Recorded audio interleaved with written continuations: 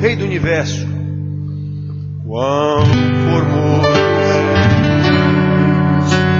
Rei do Universo, tua glória enche a terra.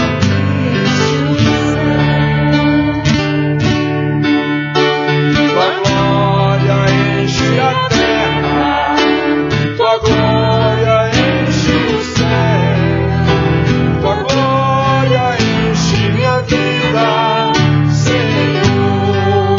Quão formoso és, quão formoso és, Rei do Universo, tua glória enche a terra e enche o céu, tua glória enche a terra, tua glória enche o céu, tua glória enche minha vida, Senhor. Maravilhoso é estar em tua presença, maravilhoso é poder te adorar, maravilhoso é tocar em tuas vestes, maravilhoso é te contemplar, Senhor. Maravilhoso é estar em tua presença, maravilhoso é poder te adorar, maravilhoso é tocar em tuas vestes,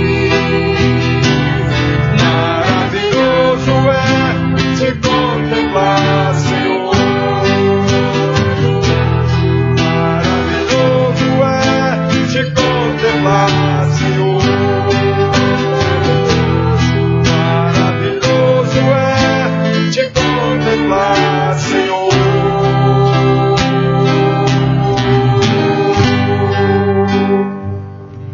Aleluia. No meu coração há uma canção.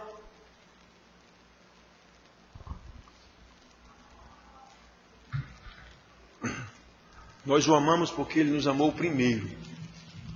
Então, essa canção de gratidão ao Senhor não é apenas porque, digamos assim, Ele nos salvou. Então tá, eu agora sou salvo, eu vou ser grato ao Senhor o tempo todo.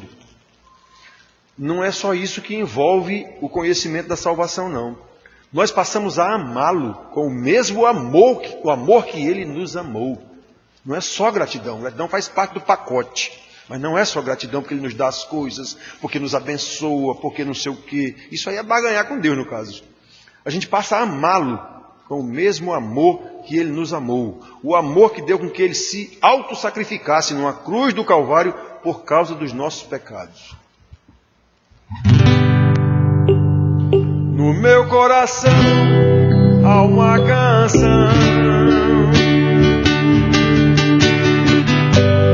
que demonstra minha paixão pelo meu Rei e meu Senhor, por aquele que me amou. No meu coração há uma canção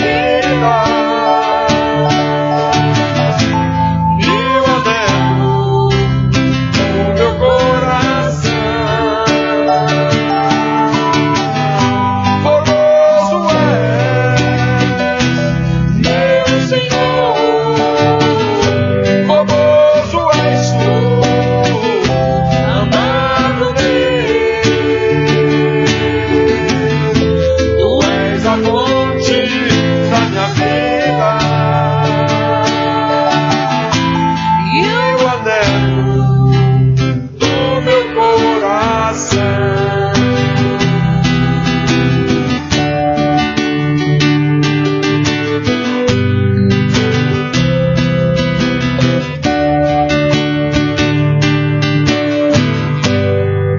Aleluia. Vamos continuar louvando com o João. Microfone. Senhor, obrigado por esse momento, Deus, e ter a oportunidade de te louvar e te adorar. Nos ajuda a cada dia, estarmos em comunhão uns com os outros, estarmos diante de ti para te adorar e escutar a tua palavra, Deus. No nome de Jesus te oramos. Amém. Amém.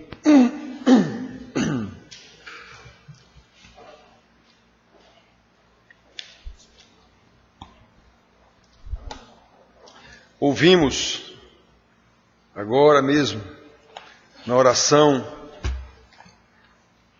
do bacharel teólogo João pela nossa comunhão, para que tenhamos comunhão. A pregação vai tratar disso. Os irmãos já sabem, quando não, já tenho dito isso aqui diversas vezes, quando não estamos pregando num determinado tema, que há uma continuidade, nas pregações trata do mesmo tema, nós pregamos com base no que eu vejo e ouço durante a semana, dos próprios irmãos. Eu vejo e ouço, digo, vou fazer uma pregação sobre isso, porque esses 2 ou 3 irmãos que eu vi e ouvi isso certamente os outros também têm esse tipo de problema.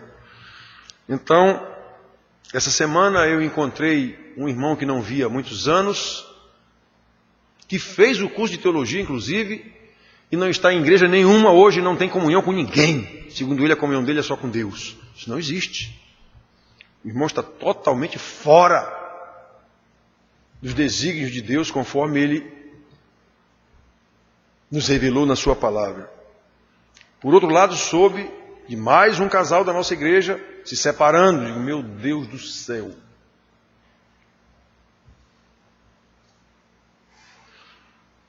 E nós ouvimos na oração de João, comunhão, Senhor, nossa comunhão. Nós vamos tratar disso, da comunhão dos santos, a igreja de Deus. Vamos abrir em Efésios 4, de 1 a 6. Já pregamos nesse texto aqui outras vezes aqui, mas vamos falar de novo. Efésios, capítulo 4, de 1 a 6. Há até um cântico que nós cantamos com essa letra aqui. De vez em quando a gente canta aqui na igreja. Quase sempre a gente canta em dia de celebração da Santa Ceia. Diz assim, Efésios capítulo 4, de 1 a 6. Rogo-vos, pois, eu, o prisioneiro do Senhor, que andeis de modo digno da vocação a que fostes chamados, com toda humildade e mansidão, com longanimidade, suportando-vos uns aos outros, esforçando-vos diligentemente por preservar a unidade do Espírito no vínculo da paz. Há somente um corpo e um Espírito, como também fostes chamados numa só esperança da vossa vocação. Há um só Senhor, uma só fé, um só batismo, um só Deus e Pai de todos nós, o qual é sobre todos, age por meio de todos e está em todos. Que Deus nos conceda graça, irmãos, para entender, mas entender de fato, entender com o Espírito de Deus, e não somente intelectualmente. Que a gente possa ter essa graça de Deus, de entender isso, e entendendo em humildade, como ele diz aqui, mansidão, longanimidade, botar isso em prática em nossas vidas com os nossos irmãos da igreja. Quantos casos a gente tem, especialmente o pastor, quantos casos tem de irmãos se queixando de outro, falando mal de outro? E toda vez eu digo, olhe, entenda o outro.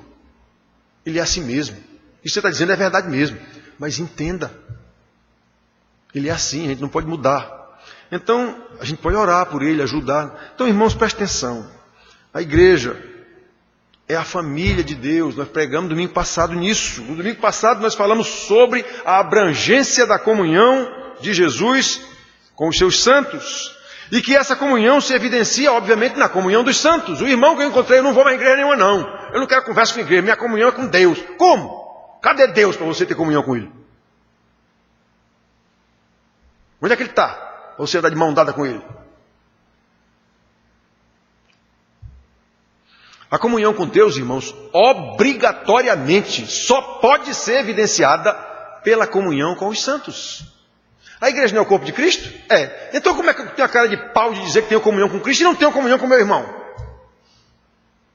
Aliás, João diz isso lá. Aquele que diz que ama a Deus e não ama o seu irmão é mentiroso. Está escrito isso. Primeira carta de João. Então, irmãos, nós precisamos tomar cuidado com isso. Não somos membros da família de Deus? Precisamos considerar que a nossa comunhão como membros da família de Deus é o testemunho vivo de que Cristo veio aqui na terra morrer por essa família. Ele diz isso na oração sacerdotal que nós falamos domingo passado aqui. Pai, que eles sejam um, como eu sou um contigo, para que o mundo saiba que tu me enviaste. Então essa comunhão da igreja é exatamente o testemunho vivo, prático, de que Cristo veio aqui para a nossa salvação. E ele disse isso ao Pai. Pai, eu não rogo somente por estes, mas também por aqueles que vierem a crer em mim, por intermédio da sua palavra, da pregação deles, a fim de que todos sejam um, como és tu, ó Pai, em mim e eu em ti, também sejam eles em nós, para que o mundo saiba que tu me enviaste. Então repare, como é que o mundo vai saber que esse negócio de Jesus veio e tal? Isso não está dizendo que o mundo vai se converter, não. Ele vai saber que de fato Jesus veio aqui buscar esse povo aí. Eles vão saber. Esse povo vive de uma forma que o mundo vai saber. Esse povo de fato é o povo que ele diz que são, eles são mesmo. Na peste negra, quando ocorreu a peste negra, que morreu 1/3 da população da terra com essa peste negra, houve cidades na França que morreram 100% dos habitantes, não ficou nenhum. Eu tenho um livro que conta essa história, o nome do livro é O Medo, de Jean Delumeau, autor francês. E ele conta essa história. Todo mundo morrendo, e todo mundo morrendo. Quem tinha parentes em casa doente, que pegava doença, botava para fora. Ele botava para fora de casa para ir morrer na rua, para não infectar os que estavam aqui. E tinha um povo que ia juntar esses defuntos da rua e enterrar. Esse povo eram os crentes. E eram infectados e morriam também. Mas o pessoal que via aquilo dizia, que povo é esse?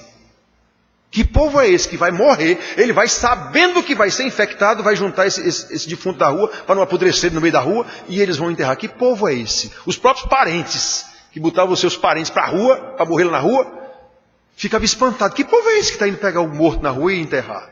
Pois é, o povo de Deus. Mesmo sabendo que ele ia ser infectado e ia morrer também. Por respeito, pela dignidade que o ser humano merece, mesmo morto, merece um enterro. É esse o povo que dá testemunho de que Jesus veio para morrer por esse povo. E o que é que prova isso? O testemunho desse povo.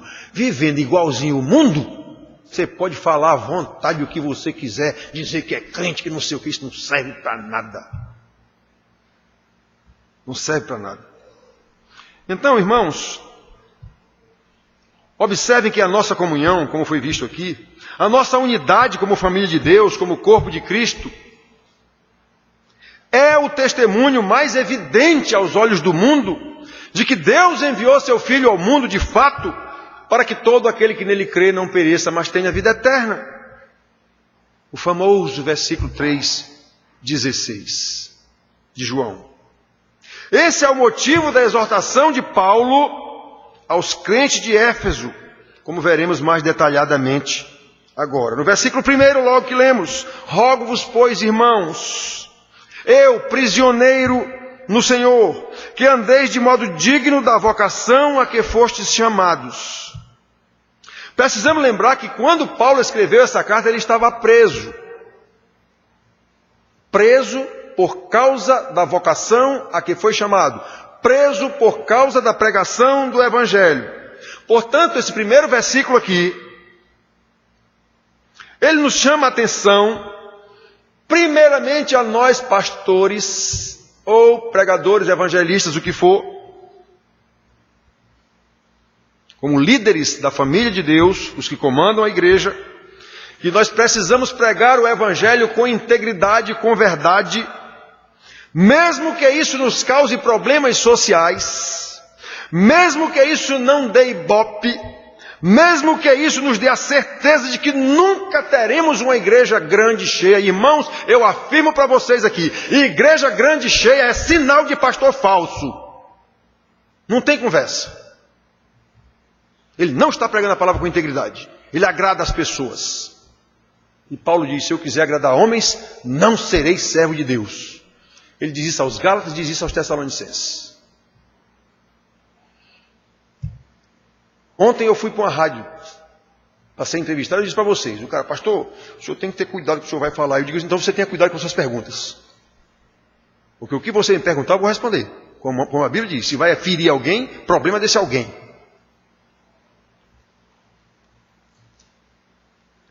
Irmãos, um pastor verdadeiro não pode estar preocupado se ele vai ofender alguém com a palavra de Deus. Não é ele que vai ofender, é a palavra. É a palavra que vai ofender, não é ele. Ah, pastor, mas o senhor é muito ríspido. Eu digo, João Batista era ríspido, não era? Era cortar a cabeça dele. Jesus não era amoroso, o meigo e doce Jesus? Pois é, crucificaram ele.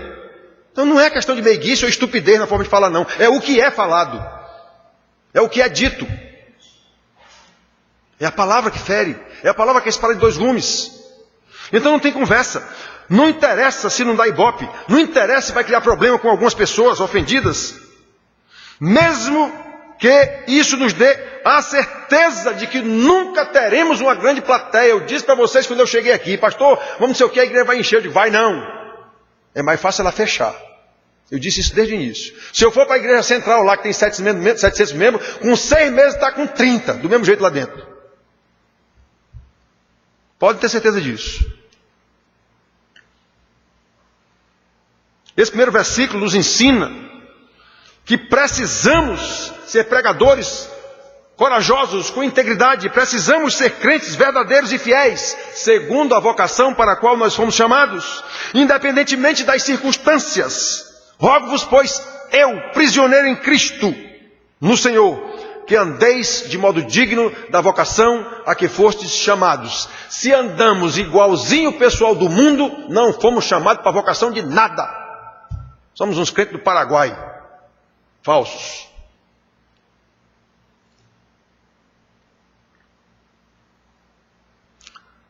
Agora Paulo, como ele ensina, desde lá do capítulo 2, estamos no capítulo 4, mas desde o capítulo 2 ele diz, agora nós somos família de Deus. Antes não éramos não. Agora somos. Agora somos família de Deus. E no exercício dessa vocação, como membros da família de Deus, precisamos cultivar algumas virtudes que são de Deus em nós. E o apóstolo passa a enumerar aqui no versículo 2. Versículo 1 ele chama atenção. Rogo-vos é pedir, meus irmãos, eu peço por vocês por tudo. Por tudo que é sagrado. Por tudo que é sagrado eu peço para vocês, irmãos. Andem de modo de acordo com a vocação para a qual vocês foram chamados. Que vocação é essa? Vocês agora são membros da família de Cristo. Ele diz isso lá atrás. Vocês não eram antes não, agora são. Então andem de acordo com isso. Aí passa a enumerar essas virtudes. Com toda a humildade, mansidão, longanimidade, suportando-vos uns aos outros, esforçando-vos diligente por preservar a unidade do Espírito no vínculo da paz. Vamos ver o que é isso. Primeira virtude que ele diz, humildade. Irmãos, todo mundo fala em humildade. Mas é ruim em ser humilde. Tinha um diácono aqui que ele dizia brincando, pastor, a coisa que eu mais me orgulho é da minha humildade. Ele dizia, a coisa que eu mais me orgulho, pastor, é da minha humildade, imagine. Então, irmãos, preste atenção, a humildade. Que palavrinha doce para a gente dizer, mas quem é humilde? Humilde quer se considerar o outro maior do que você. Quem é que quer isso? Paulo diz isso lá em Filipenses, considerai cada um o outro superior a você. Quem é que quer isso? Então, irmãos, um crente não pode ser orgulhoso, não bate crente orgulhoso, não pode. Não pode. É igual dizer, sapo que voa. Não voa. sapo não é um bicho para voar. Pois é, crente orgulhoso não pode, ele não é crente. E Deus providenciou para que Paulo, o arrogante e orgulhoso Paulo, vivesse humilhado. Deixou-lhe um espinho na carne, emissário de Satanás, como ele mesmo diz, para que eu não me ensoberbecesse. Pois é. Um crente não pode ser arrogante, é incompatível. Isso está em total desacordo com a nossa vocação. Andai de acordo com a vocação a que fostes chamados. Como é que eu fui chamado para ser família de Deus? Jesus, o próprio Deus, deu o exemplo de humildade a ponto de ir para uma cruz. E eu que digo que sou cristão, sou arrogante, sou orgulhoso. Pode um negócio desse? Não pode. Não pode. Nós sabemos que tudo quanto nós possuímos provém de Deus. É pela sua graça que nós temos a começar da conversa a vida. Eu dou a vida, eu tiro a vida, eu mato, eu faço viver, eu firo, eu curo a ferida. Sou eu que faço o cego, sou eu que faço o que vê, sou eu que faço o que fala, sou eu que faço o mudo. Caramba, nós não somos crentes, sabemos disso? Com a vida vem os dons, os talentos, a saúde, a inteligência, a força para trabalhar, capacidade de produzir as coisas, enfim, tudo mesmo vem de Deus. Então, se nós somos da família de Deus e sabemos disso, como é que eu vou dar uma de arrogante para cima de outra pessoa, se eu sei que tudo que eu tenho eu recebi de Deus? Como Paulo diz aos Coríntios: ó homem, quem te faz sobressair? Ou seja, por que tu és metido? Que tens tu que não tenhas recebido? E se recebeste, de que tu te vanglorias? Como se não tivesse recebido. Quem foi que te deu a vida? Quem foi que te deu a inteligência? Quem foi que te deu a capacidade de trabalhar? E tu te vanglorias de quê? Se tudo que tu tens, tu recebeste. Isso está em 1 Coríntios capítulo 4, versículo 7. Percebe, irmãos? Se fazemos parte do corpo de Cristo, membros da família de Deus, fazemos parte da igreja, que é nutrida pelo mesmo Senhor que a salvou, isso tem que nos manter humildes, em comunhão uns com os outros, mesmo sabendo dos problemas que todo mundo tem. Eu já disse, quem se aconselha comigo e que em algum momento fala de outro irmão, eu digo, ele é assim mesmo. É metido, digo, ele é metido, eu em detalhe, eu sei que é mesmo, ele é. Você não sabe que ele é assim? Sabe? Pois então suporte seu irmão do jeito que ele é, se for o caso. Entenda, o seu irmão tem problema. Você não está, inclusive tem capacidade para ver que ele tem esse problema, então você deve ter capacidade para suportá-lo. E orar por ele e até ajudar. É isso que a Bíblia manda. Ninguém muda ninguém. E mais, o cara não é chato porque ele quer não, isso é um problema psíquico. Ninguém é chato porque quer. Claro, todo mundo diz, cara, é muito chato, cara. E o cara vai querer ouvir isso a vida inteira. Ele não consegue deixar de ser chato. A gente tem que ajudar. Somos pecadores em processo de santificação. Ninguém vira santo de uma hora para outra, não. É uma vida. Temos que ajudar. Aí para isso tem que ser humilde, tem que ser manso, tem que ser longânimo. Longanimidade é paciência esticada. É a capacidade de você perseverar naquilo ali. O meu irmão é chato, eu sei, mas eu vou amá-lo assim mesmo. Ele é da minha família, ele é da família de Deus, ele tem problema, eu identifico esse problema, então agora é que eu vou tentar cuidar dele mesmo. Que porcaria de crente nós somos se não agimos assim?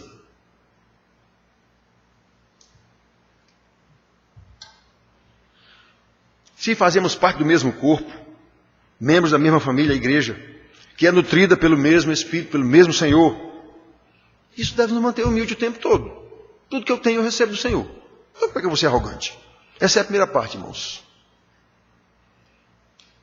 Com toda a humildade, primeiro ponto, primeira virtude. Com toda a mansidão, segundo ponto, segunda virtude. E essa virtude é consequência da primeira. Se eu sou humilde, eu serei manso.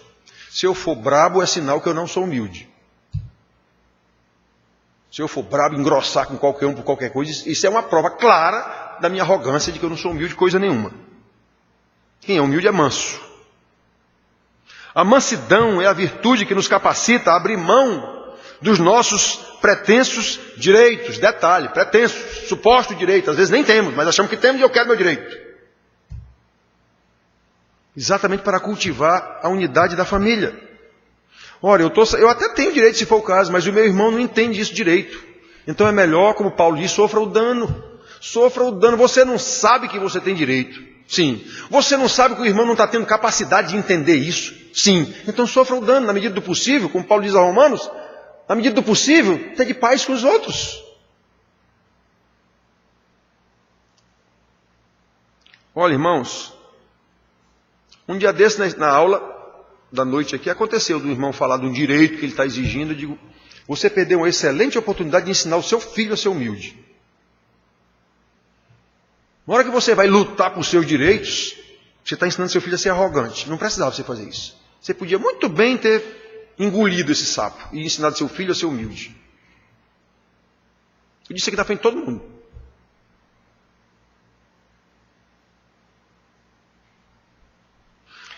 Irmãos,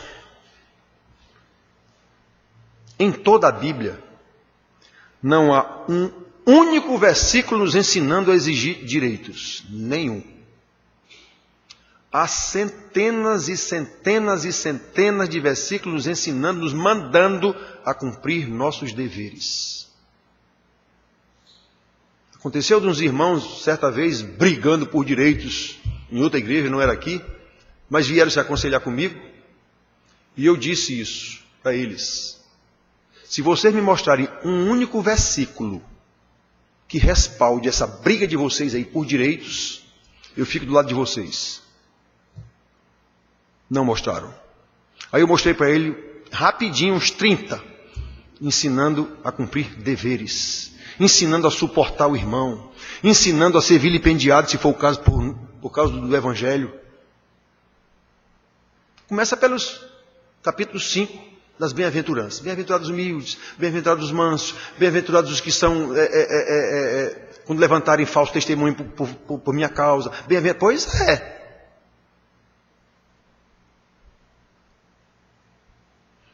E eu sou crente. Mas não enxergo isso na Bíblia. Eu se enxergo, não estou nem aí. Isso não interessa. Isso não vale. O que vale é a minha arrogância.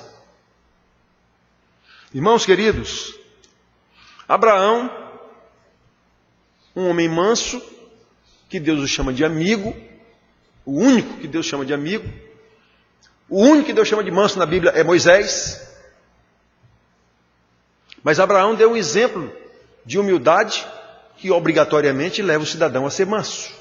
Na briga lá dos seus pastores de Ló com os pastores dele, Ló chegou e veio dizer, olha, Abraão era o líder, nossos pastores estão brigando, não dá mais para ficarem juntos. Abraão, com mansidão, com humildade, na dependência total do Senhor, sabia provavelmente que seu sobrinho ia entender, disse, escolha as terras que você quer, para você e o seu povo. Ló, muito vivo, escolheu as campinas do Jordão, as melhores terras. Abraão ficou com pedregulho, mas não tem problema, sofreu o dano, para evitar a briga com seu sobrinho. Sofreu o dano. E obviamente ele sabia que Deus estava comandando a sua vida, ele sabia disso, demonstrou mansidão. Ele sabia que Deus estava no controle da sua vida. Então, irmãos, a segunda virtude aqui, a primeira é humildade, a segunda, mansidão, a terceira, longanimidade. Já disse para você, longanimidade é uma palavra que vem de ânimo longo. Ânimo é a sua disposição em fazer as coisas. Como aqui está tratando de paciência, de humildade, de suportar o outro, então aqui está tratando, você deve ter uma firmeza de ânimo de continuar suportando o seu irmão, se for necessário. Ele está dizendo que eu rogo-vos por tudo que vocês andem de modo digno da vocação a que foste chamado. O que fizeram com o Senhor Jesus? Ele alguma vez revidou? Pedro diz isso claramente na sua carta. Ele nunca revidou, antes entregou-se àquele que o mandou vir aqui fazer as coisas.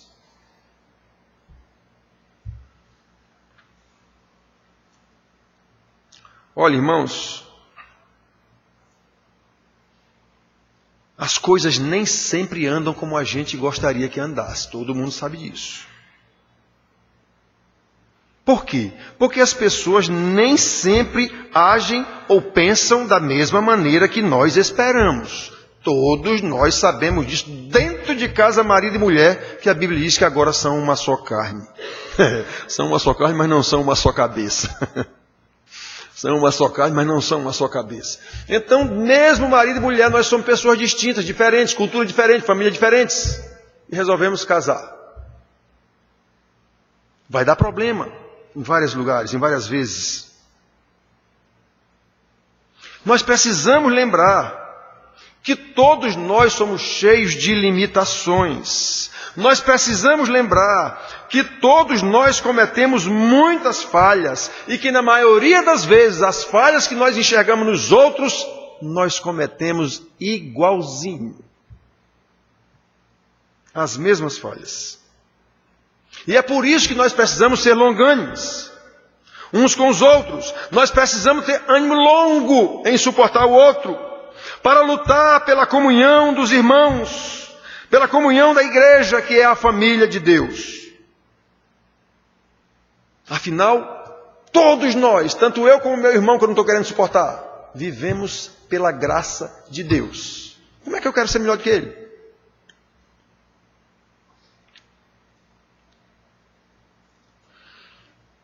Irmãos, eu vejo aqui, claramente, às vezes, um irmão criticando a atitude de um outro irmão, e ele está em curso na mesma atitude, naquele mesmo momento. Que coisa incrível, eu chego de espanto, meu Deus. O irmão está criticando o outro por um problema que ele está em curso, ele está enquadrado no mesmo problema. Na mesma hora, inclusive.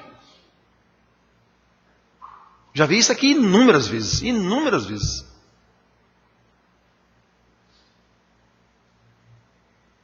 Aí é chato porque você às vezes tem que dizer, e você? Não está do mesmo jeito?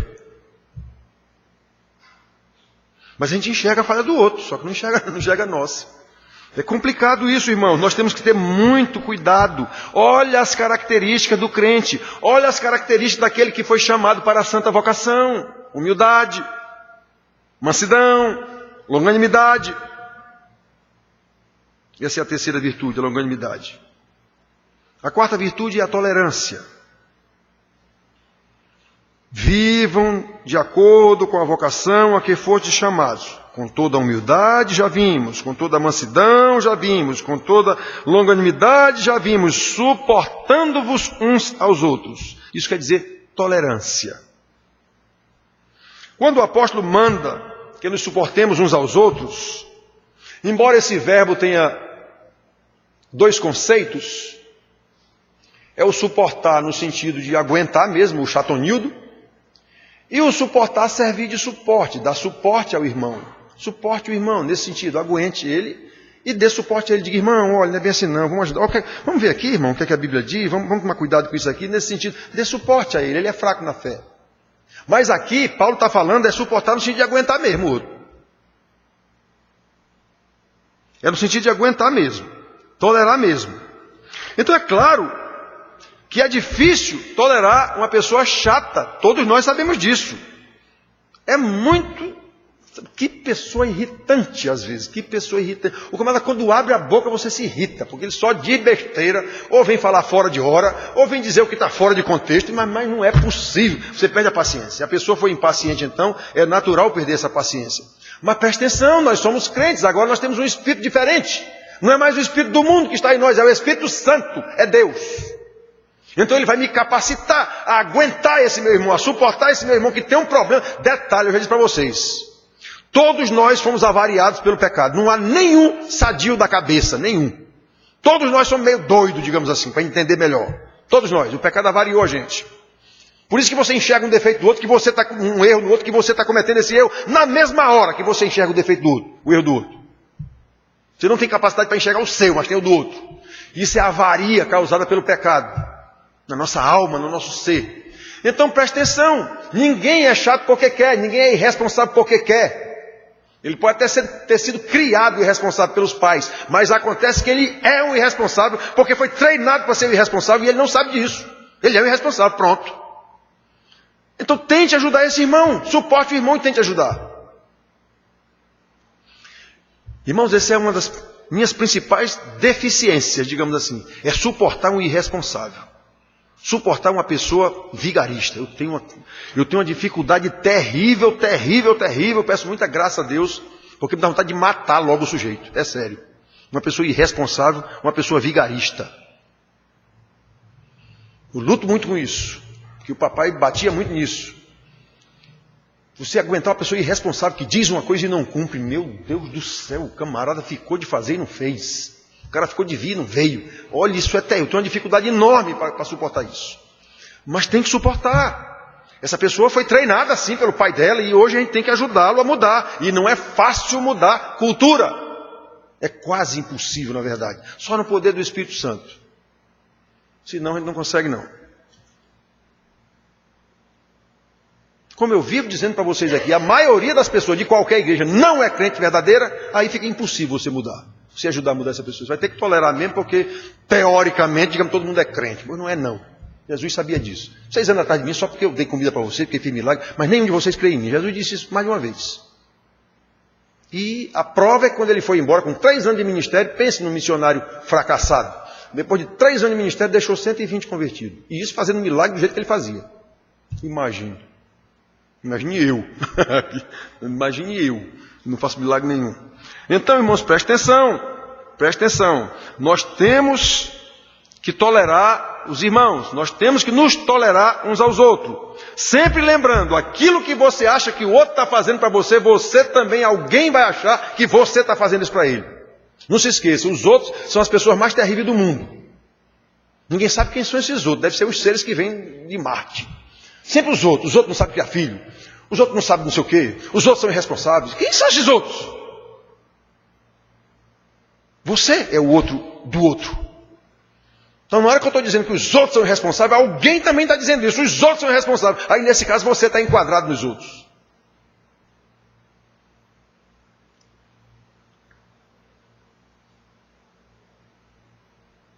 Na hora que eu vejo 2 irmãos que vêm acolá, digamos assim. Aí se eu perguntar para um, fulano, quem é o outro que vinha com você? Ele vai dizer, digamos que vem Iremar e João andando junto acolá, e na hora se separaram. Quando chegou aqui, eu disse, Iremar, quem era o outro que vinha contigo ali? Ele vai dizer, era o João. Na hora que eu encontrar João, se eu perguntar, João, quem era o outro que vinha contigo? Ele vai dizer, era o Iremar. Está vendo? Você é sempre o outro do outro. Então, na hora que eu digo que os outros são tudo de ruim, alguém também está dizendo, os outros são tudo de ruim. Nesse caso, eu estou enquadrado nos que são tudo de ruim. Então, nós temos que ter cuidado. Temos que tomar muito cuidado. Nós somos pecadores. Não há um sequer, está na Bíblia, não há um sequer. Fomos salvos? Se de fato fomos? Sim. Pois então, agora vamos andar e lutar para andar de acordo com a vocação a que fomos chamados. É isso que o homem está dizendo aqui. E ele estava dizendo isso para uma igreja. Ele não está dizendo isso para o mundo, não. Era para uma igreja. O que nos faz, sem nenhuma dúvida, fazer a leitura de que tinha problema de relacionamento nessa igreja. Senão ele não ia chamar atenção para isso.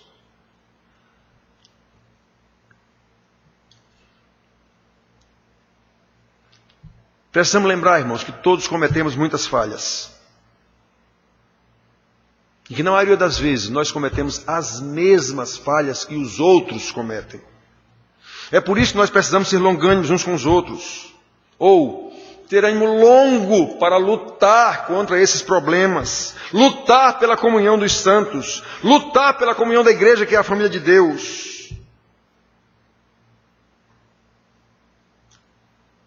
Tolerância. Tolerância, irmãos. E essa tolerância, obviamente, tem que ser mútua.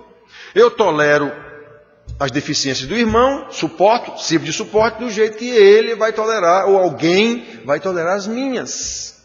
Eu não sou nenhum santo pronto.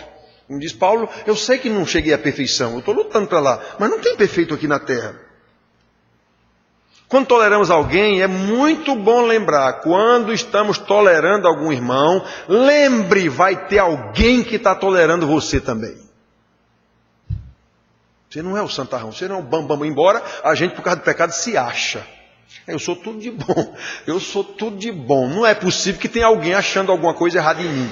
Isso é fruto do pecado. Uma pessoa que pensa assim, está muito complicado.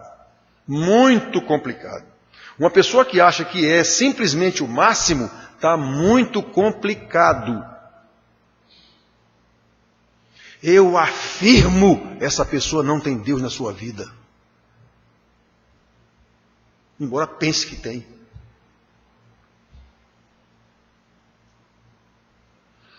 Obviamente, irmãos, ser tolerante não quer dizer passar a mão na cabeça do cara que está errado. Não. Não podemos condescender com o erro, com o pecado. Vamos tolerar o irmão, sim. Mas o erro que ele cometeu, nós vamos ter que chamar atenção. Se teu irmão pecou contra ti, vai ter contra ele. Jesus diz, vai ter com ele. Chama uma testemunha, chama 2 testemunhas. Traz o problema para a igreja.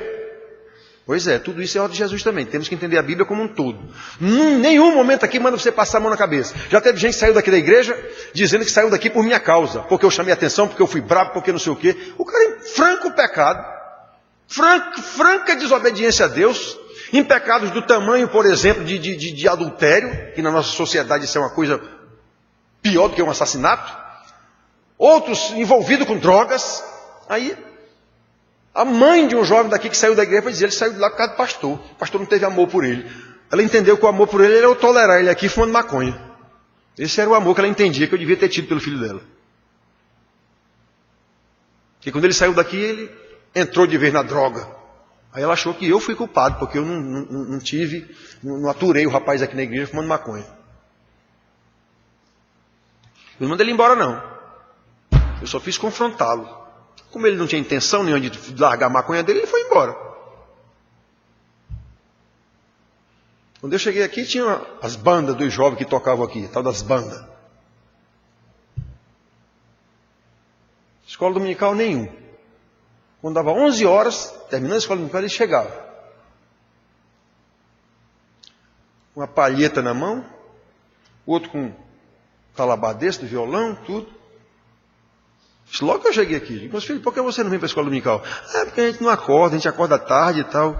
Digo, vocês vêm só para... a gente vem ensaiar agora aqui para o culto à noite. Muito bem. No culto à noite, de novo, chegava com uma palheta na mão, outro com talabá, outro com as baquetas da bateria. Nunca viram, nunca pegaram uma Bíblia sequer. Digo, escuta aqui. Quer dizer que vocês vêm para cá só para tocar? A Ponte Preta fica mais na frente ali, uma coisinha. Eu disse, desse jeito. A Ponte Preta fica mais embaixo, uma coisinha ali. Pode tocar lá. Aqui não. E foram mesmo. Não ficou nenhum. Se for para a Ponte Preta, não sei, mas aqui não ficou nenhum. É brincadeira um negócio desse. Eu não estou aqui fazendo de conta que sou pastor. Eu não estou tomando de conta de quem faz de conta que é a igreja. Ser tolerante não quer dizer ser condescendente com o pecado. Esse nós devemos confrontar à luz da palavra, obviamente. A quinta e última virtude é a unidade de tudo isso que promove a paz. Esforçando-vos, depois de ser humildes, mansos, longânimes, suportando-vos uns aos outros em amor. Agora, o último, esforçando-vos diligentemente por preservar a unidade do Espírito na unidade, no vínculo da paz. Deixo-vos a minha paz vos dou. Foi o que Jesus disse aos seus discípulos. Então, meus filhos, prestem atenção. Esforçando-vos diligentemente. Isso quer dizer esforçando-se sobremodo, sobremaneira, esforçando-se até o limite máximo do esforço. É isso que quer dizer diligentemente. É como a polícia quando vai fazer uma diligência em algum lugar. Eles vão escarafunchar tudo.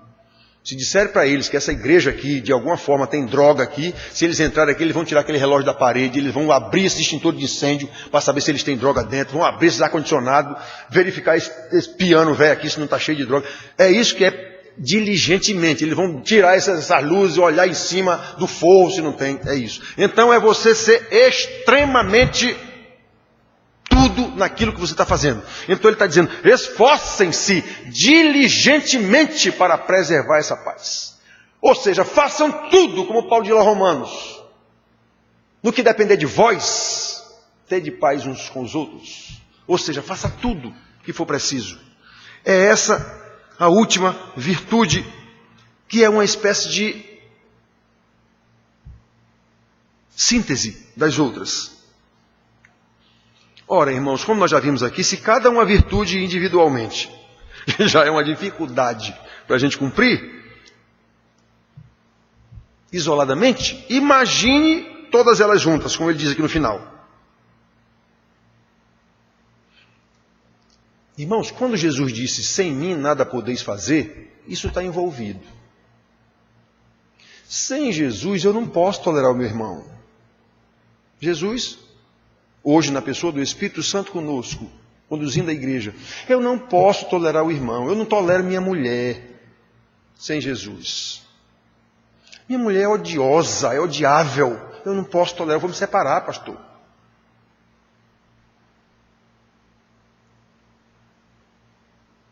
Eu não aguento meu marido, pastor, é um cavalo grosso, ou, pelo outro lado, é um banana, não serve para nada. E às vezes é verdade. Mas preste atenção, vocês não casaram? Vocês não comprometeram diante do pastor aqui, até que a morte nos separe? Prometo amá-lo, respeitá-lo, não sei o quê, prometo amá-lo, respeitá-lo e tal.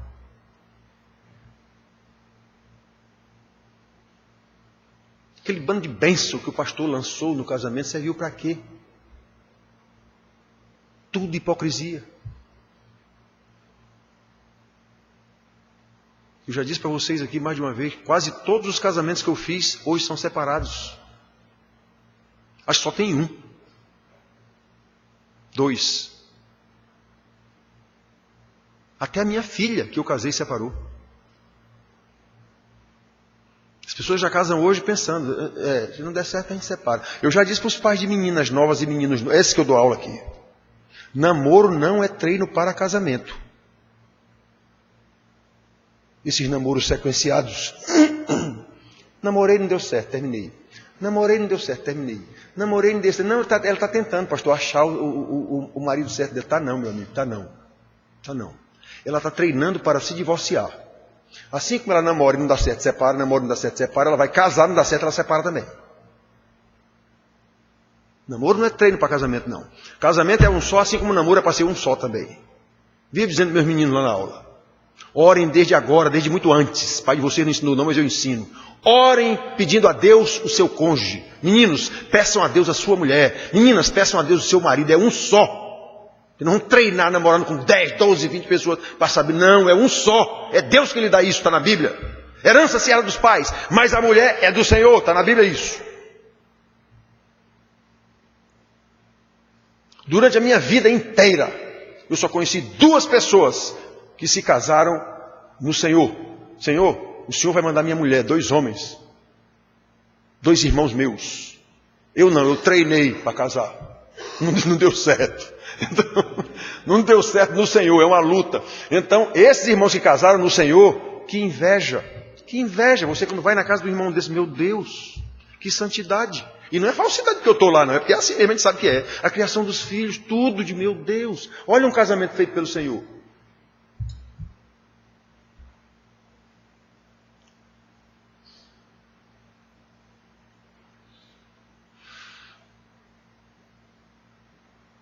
Preste atenção, irmãos. João 15,5, todo mundo sabe, sem mim nada podeis fazer. Ou seja, nós só conseguiríamos exercer a nossa vocação, essa vocação para a qual nós fomos chamados, vocação como filhos de Deus, vocação de membros da família de Deus, se contarmos com a sua maravilhosa graça, que nos escolheu desde antes da fundação do mundo, como está escrito em Efésios, e que nos sustenta, como Pedro diz, é Ele quem nos conduz pelo seu poder. Vivo dizendo aqui, salvação é milagre de ponta a ponta. Desde a eleição na eternidade, que eu não sei que eternidade é essa. O chamado no tempo oportuno. Às vezes eu já ouvi não sei quantas pregações. Tem uma num determinado dia que, pim, pronto, foi essa. O Espírito Santo abriu meus olhos. Pois é, isso é milagre. É você que decide levantar a mão, coisa nenhuma não. Isso aí não é crente. Aí ele agora vai me conduzir em santidade. Ele agora vai me colocar diante de um pastor que vai me ensinar, ou de um presbítero, de um irmão da igreja, alguém que vai me ensinar a palavra de Deus. Ele vai me conduzir agora num processo de santidade, de modo que eu vou me tornando cada vez mais parecido com Jesus. E ele é quem no último dia vai dizer, vinde benditos do meu Pai. Bem-estar, servo bom e fiel, entra na glória de Deus. É tudo milagre, irmão, de ponta a ponta. Ser crente é milagre. Quem pensa que é crente porque sabe ser crente, não é crente. Apenas pensa que é.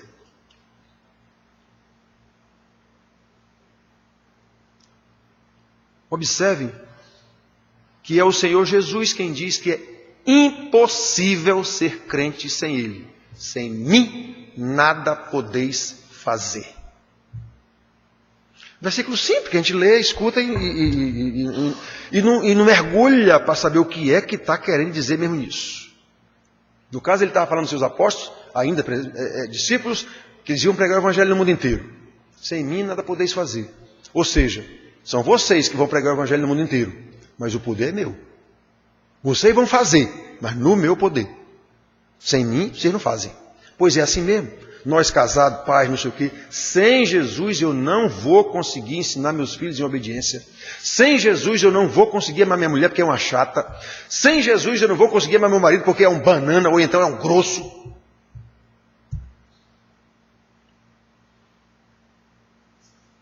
Consegue que nem todo mundo consegue. O mundo também consegue aí. Não é todo mundo que se separa. Não é assim que é para ser. É para ser andando de modo digno da vocação a que fostes chamados. Filhos de Deus, família de Deus, igreja de Jesus Cristo. Suportando-vos uns aos outros, com humildade, com mansidão, com longanimidade.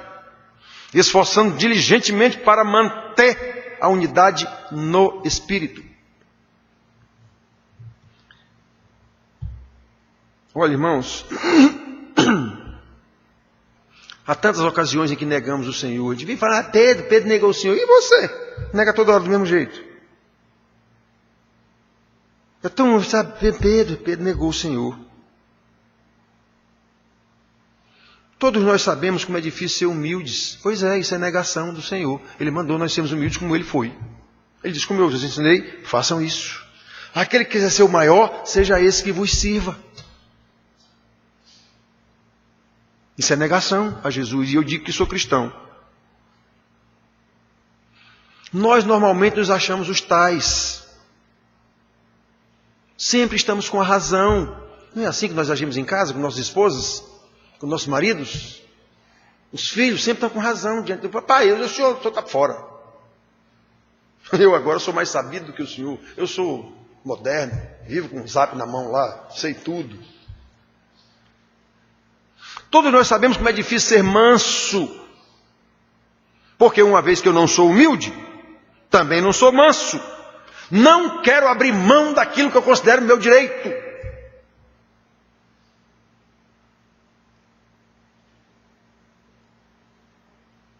Todos nós sabemos como é difícil ser longânime, ter paciência esticada. Perseverar naquela decisão de tolerar o irmão, de ajudar o meu irmão. A tendência é desistir. Eu não quero conversar com esse camarada. Olha, pastor, pelo amor de Deus, não me bote nesse grupo aí não, que eu não tolero o irmão tal. Isso é tão comum em igrejas. Na minha pesquisa, um dos presbíteros entrevistados, lá da nossa igreja central, perguntando para ele sobre louvor, o que era que ele entendia sobre louvor, ele deixou claro que não entendia nada. Ainda disse mais, aquelas pessoas que estão ali, pastor, ali, está ali tudo tocando, mas é tudo um querendo comer o outro, o tempo todo é tudo. Eu digo, o homem não entende nada do que é louvor, ainda falou mal do grupo de louvor da igreja dele. Louvor para ele é cantar, não é. Aliás, irmãos, de todos os pastores e presbíteros que eu entrevistei, todos, eu entrevistei cerca de 13, se eu não me engano, está na minha tese. De todos os nós, pastores presbiterianos, viu? Foi pastor de Macedo, não, foi nós, presbiteriano. De todos que eu entrevistei, só um sabia o que era louvor e adoração.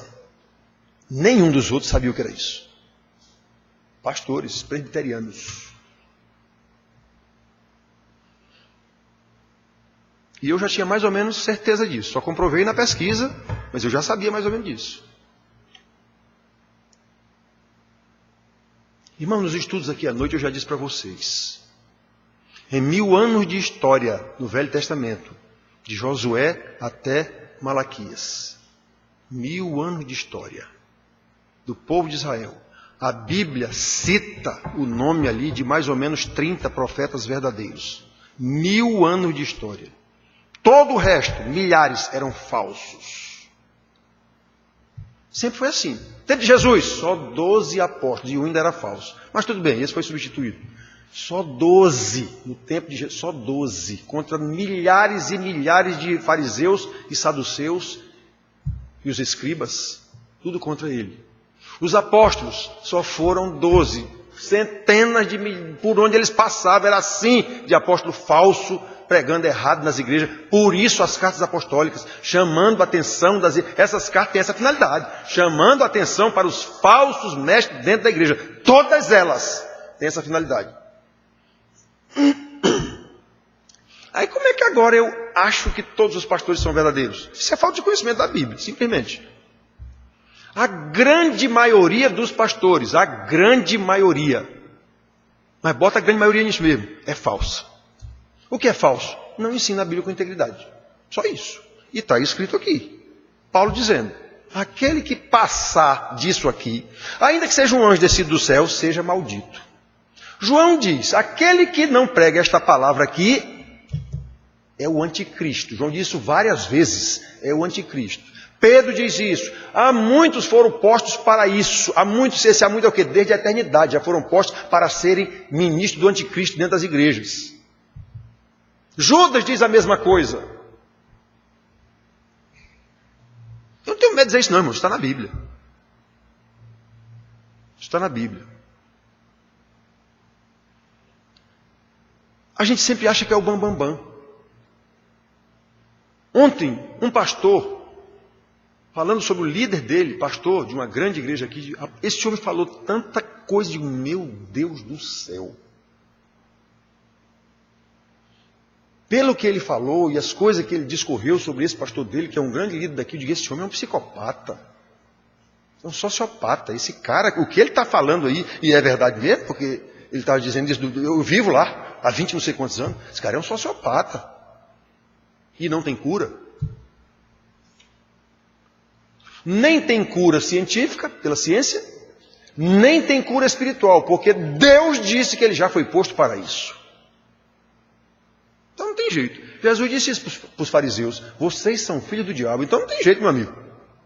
João 8,34, Jesus diz, vocês são filhos do diabo, é por isso que vocês não entendem o que eu digo. Sabe por que vocês não entendem o que eu digo? Sabe por que vocês não ouvem minhas palavras? Porque vocês são filhos do diabo, que é vosso pai, e ele é pai da mentira desde o princípio. Pronto. E agora? Bota a igreja para orar pelos fariseus aí. Não tem jeito. Jesus não já disse que eles são filhos do diabo? Então não tem jeito. Aí essa Bíblia está escrito isso, irmãos. Mas é difícil explicar, pastor. Pois não explique. É só isso que está dizendo aqui. Ele prega errado? Prega. Então ele é um ministro de Satanás dentro da igreja presbiteriana. Não interessa. Porque não tem pastor que um dia prega certo, outro dia prega errado. Se ele pregar errado, ele é um ministro do anticristo. Fim de papo. Ainda que ele pregue certo algumas vezes. Os demônios também disseram coisa certa. Bem sei que tu és o filho de Deus. Pois é, os demônios disseram isso para Jesus. E era mesmo.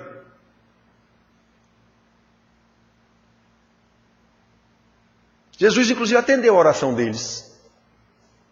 Não nos tire daqui, nos lance sobre os porcos. Jesus atendeu a oração deles. Atendeu a oração de demônios. Não esqueça, os demônios são de Deus. E de alguma forma estão a serviço de Deus. De alguma forma. É complicado explicar isso, mas é isso. É verdade. Então, meus filhos, prestem atenção. Todos nós sabemos como é difícil ser longânimo, porque a tendência é desistirmos da comunhão com o irmão quando as nossas expectativas são frustradas. O irmão me decepcionou. O irmão me decepcionou. Não tenho mais condição de trabalhar com ele, de fazer com ele o que ele estava fazendo. O irmão me decepcionou.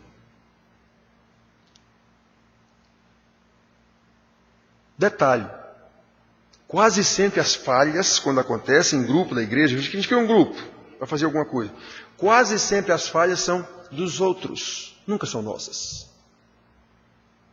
Isso é falta de humildade, isso é falta de mansidão, isso é falta de longanimidade.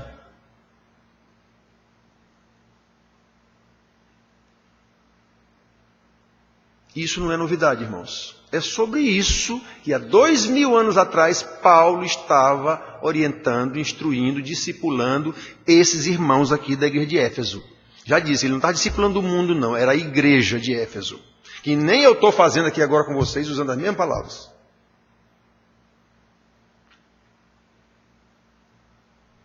Irmãos, como nós precisamos da graça de Deus. Eu vivo dizendo isso aqui. Se não fosse a graça de Deus, eu seria um assassino terrível. O que eu disse para vocês? Eu tenho um ódio mortal de pessoas irresponsáveis e vigaristas, bandidos, ladrões. Se dependesse de mim, eu mataria todos. Não servem. São uma praga na sociedade. Pois é, mas pela graça de Deus, eu até oro por eles. Eu já disse para vocês, eu oro direto por Fernandinho Beiramar, principal bandido desse país, bandido considerado como bandido, porque tem outros mais principais do que ele no Congresso e ninguém faz nada.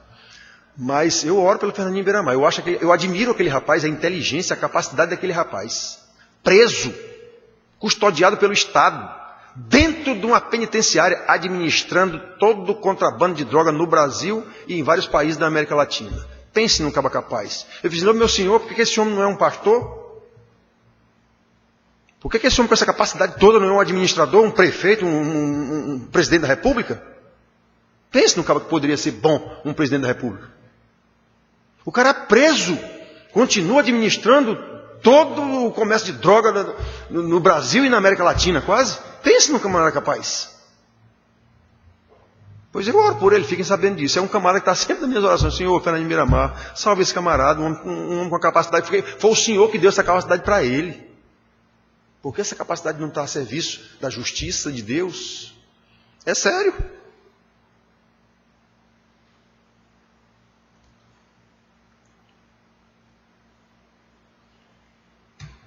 Orei muito por Xuxa.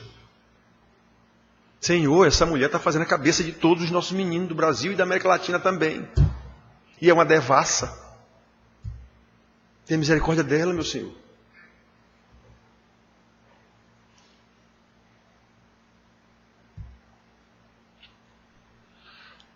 Precisamos da graça de Deus, irmãos.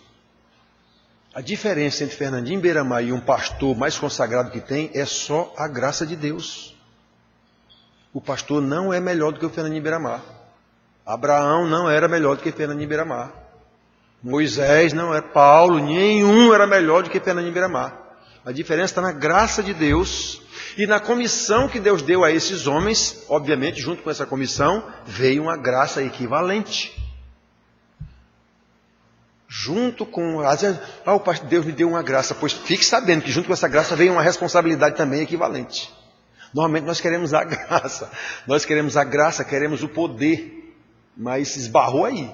Saber que junto com essa graça e junto com esse poder veio uma responsabilidade equivalente, essa parte a gente não quer. Deus me deu a riqueza, pois junto com essa riqueza Ele dá a ordem de você cuidar dos pobres. Quem é que faz isso? Quem é que faz isso? Ele me deu um conhecimento extraordinário, estudei, aprendi, pois é, junto com isso Ele lhe deu a responsabilidade de ensinar. Quem é que faz isso? Meus doutores da universidade, cada um mais arrogante do que o outro. O conhecimento é para eles, é só para tufar o peito. Sou doutor.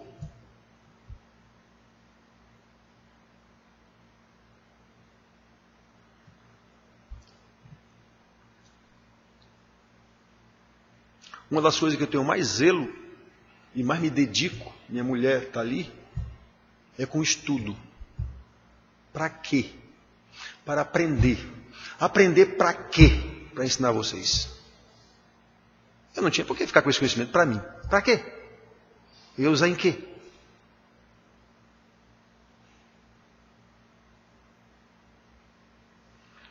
Então, meus filhos, preste atenção. A mesma graça que nos alcançou um dia com uma pregação em Cristo Jesus, a mesma graça que nos incluiu na família de Deus, e Deus acrescentava a cada dia os que iam sendo salvos. Atos 2,47. É Deus quem acrescenta. Eu de vez em quando digo aqui, só para os irmãos saberem, Vanira está ali, minha irmã Vanira. Vanira era da igreja Nossa Senhora Aparecida, bem ali, uma igreja forte aqui no bairro, católica. Ela veio para cá porque quis, ninguém chamou não. Eu não fui bater na porta da casa dele, nem um irmão aqui foi chamar na porta. Ela veio porque quis. Porque quis em que sentido? Ela foi trazida pelo Espírito Santo, por Deus. E está aqui em todo estudo da igreja. Não falta um. E é empregada doméstica, trabalha o dia inteiro.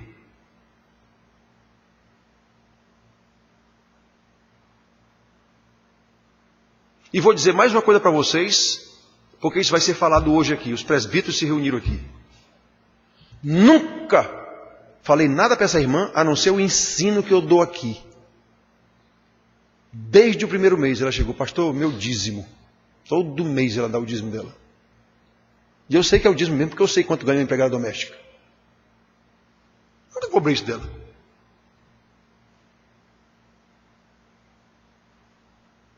A gente normalmente não fala mal das pessoas, já quando erro? Pois é, quando acerta a gente deve dizer também para todo mundo.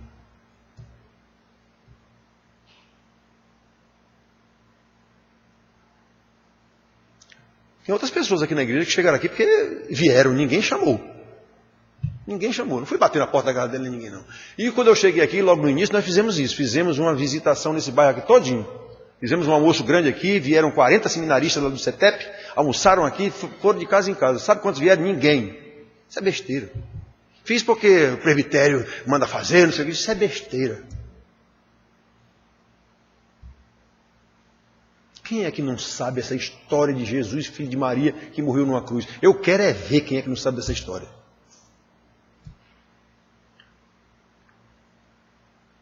Por que ele nunca acreditou nessa história? Porque ele não é eleito. Se ele for eleito, o Espírito Santo vai fazer ele acreditar. Vai levar ele para a igreja. Vai procurar um pastor verdadeiro que ensine a palavra. Não tenho dúvida disso não, irmãos. Salvação é milagre de ponta a ponta. Nossa única participação na salvação é na santificação. Quando nós temos que nos esforçar, sabendo que deve ser fortalecido no Senhor e na força do seu poder. Efésios 6,10. Depender de mim, eu caio. É o Senhor que me leva. Até a santificação, que é responsabilidade minha, pois é, mas essa responsabilidade eu só a desempenho se for no Senhor. Senão eu também não consigo. Ou seja, a graça de Deus está sobre mim, do fio do cabelo à unha do dedão do pé. Se eu não entender isso, está complicado. Muito complicado.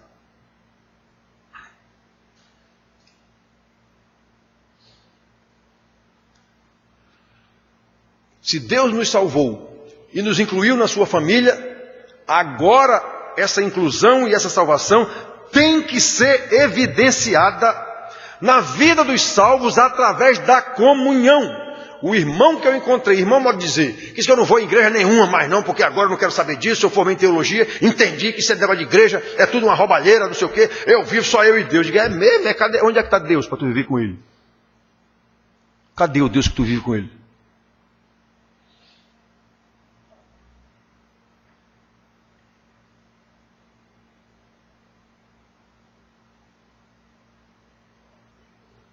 Ele disse que qualquer dia aparece aqui no estudo. Eu conheço a figura. E já disse para vocês aqui, estou dizendo agora, vai ficar no ar no mundo inteiro. Se ele vier para cá, tentar perturbar o ensino, com essa história dele de que agora não sei o quê, porque... Por favor, retire-se. Pode ir embora daqui. É assim que eu vou fazer. Ele só quer criar polêmica.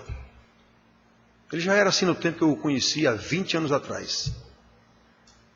Ainda mais agora que é teólogo. Agora ele sabe mais do que Paulo. Então, irmãos, a gente precisa tomar muito cuidado no estudo da Bíblia, na observância das coisas da Bíblia.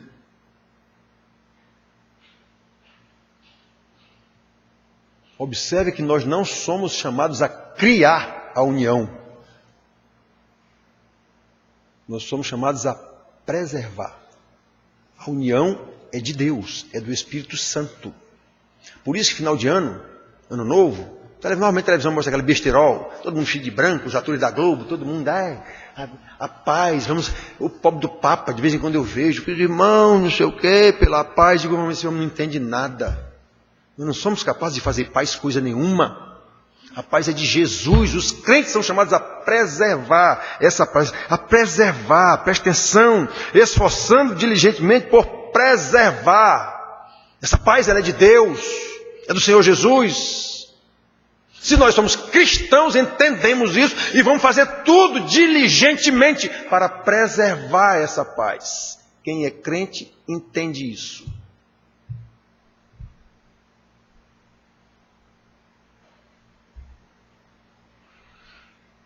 Isso é milagre de Deus, irmãos, em Cristo Jesus. Nós somos convocados a preservar a unidade da igreja, que é de Deus, que é de Cristo. Essa unidade já existe. A unidade que o Espírito Santo consolida, fazendo com que pessoas das mais diferentes culturas, classes sociais, raças, povos, nações, formem uma só família. A família de Deus, o corpo de Cristo, que Ele virá resgatar no último dia, por causa do seu sacrifício na cruz do Calvário. Já disse para você e vou dizer de novo. Eu já li muitos livros, mas muitos mesmo. Já ouvi muitas pregações, muitas mesmo. Sou presbiteriano desde menino, tenho 63 anos. Eu nunca ouvi um pastor dizer isso que eu vou dizer para vocês agora. Nunca li em nenhum livro pastor chamar atenção para isso. Já disse, vou dizer de novo, vou repetir. O famoso João 3,16. Que Deus amou o mundo de tal maneira que deu o seu Filho unigênito para que todo aquele que nele crê não pereça. Isso é o versículo do amor na Bíblia. Aqui está a síntese do amor de Deus. Eu já vi isso em não sei quantos livros e já ouvi em não sei quantas pregações. Nunca ouvi um dizer que aqui está a síntese da ira de Deus também. No mesmo versículo. Deus amou o mundo que deu seu Filho. Crucificou seu Filho numa cruz. Isso foi o maior ato de ira que já existiu. Nunca ouvi um pastor chamar atenção para isso. Só chama atenção com o amor. Quem é que não gosta de amor? Lembre que esse ato de amor, junto com ele está o ato de ira que levou seu filho. E essa ira foi por causa do seu pecado. Isso não é mostrado por pastor nenhum.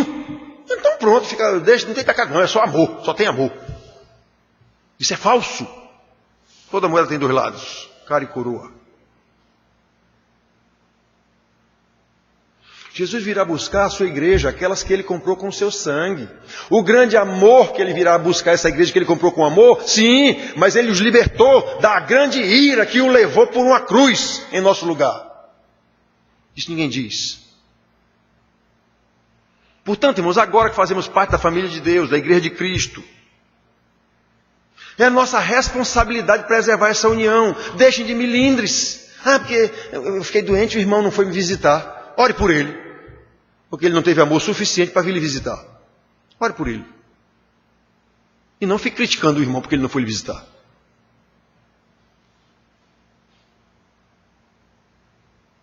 Eu já disse isso para o irmão aqui em aconselhamento. Pastor, eu fiquei doente, pastor, o irmão tal mora 4 casas lá do meu lado, ele não foi me visitar, pastor. Eu digo, e você está triste por isso? Pastor, porque... Mas espera aí, meu amigo. Não tem na Bíblia versículo dizendo que o irmão tem que amar você, não. Tem dizendo que você tem que amar ele. Não está dizendo que os irmãos têm que amar. Não, é você quem tem que amar. Ele não veio, então ore por ele. Ore por ele. Ele devia ter vindo visitar, não veio. Faltou alguma coisa nele. Então ore por ele. Não fique milindrado porque o irmão não veio visitar. Para você ver como nós somos ruins. A gente nunca pensa no outro, só pensa na gente. Foi uma deficiência do irmão não ter vindo me visitar, então eu vou orar por ele. Mas não, eu fico milindrado, porque o irmão não veio me visitar. Olha como nós somos ruins. Temos que preservar essa união no vínculo da paz. E isso não é possível, a não ser no poder do Senhor. A palavra garante que essa preservação é possível, sim, exclusivamente no temor, na força, no poder do Senhor. Por isso nós devemos nos esforçar, essa é a nossa parte. Nos esforçar sempre no sentido de viver em comunhão uns com os outros. Somos nós que estamos vivendo uns com os outros. Não tem anjo aqui no meio não. Somos nós mesmos. Agora, todos membros da mesma família, sabendo que vive com a mesma graça de Deus, sabendo que tem que preservar essa unidade, aí cada um vai fazer a sua parte, sempre entendendo o outro como superior a si. Humildade. É isso o mandamento da Bíblia, meus irmãos. Afinal, se somos uma família, um só corpo, nutrido por um só Espírito, o Espírito Santo, temos a mesma esperança em um só Senhor, o Senhor Jesus, autor e consumador da mesma fé. Fé que é confirmada em um só batismo. Esse batismo que ele está falando aqui não é o batismo aqui com água, não. Isso aqui é uma simbologia. É o batismo de ter recebido o Espírito Santo. É o batismo de estar encharcado, inundado do amor de Cristo. É esse que é o batismo. Aquilo ali é uma simbologia só que a gente faz. Então, esse batismo aqui, inclusive, não serve para nada. Para quem não se converteu mesmo, isso não serve para nada, não. É só para mostrar para os irmãos que fui batizado. Mas se o cara não for crente, ele vai para o inferno, você pode batizar ele todo domingo aqui. Isso não serve para nada, não. Isso é uma simbologia apenas. Então, irmãos, tem que fazer? Tem, porque Jesus mandou. Agora, aquele batismo, aquela simbologia, é preciso que o simbolizado esteja presente. Senão, nem por serem circuncidados são filhos de Abraão. Nem por ser, pois é. Então, irmão, nós temos uma família, um corpo, um espírito, um só Senhor, um só Deus, uma só fé, um só batismo, no amor de um só Deus e Deus Pai, que age em nós, por meio de nós, para louvor da sua glória. Há somente um corpo e um espírito, como também fostes chamados numa só esperança da vossa vocação. Há um só Senhor, uma só fé, um só batismo. Há um só Pai e Pai de Deus, um só Deus e Pai de todos nós, o qual é sobre todos, age por meio de todos, em todos e está em todos. É isso, irmão. A explicação desses versículos aqui. Para a gente entender a nossa responsabilidade nesse processo, como corpo de Cristo, família de Deus, preservar essa unidade na paz de Senhor, para que o mundo veja que nós de fato somos um povo eleito, escolhido, que tem um Deus diferente dos deuses que eles cultuam por aí. Que Deus nos abençoe. Amém.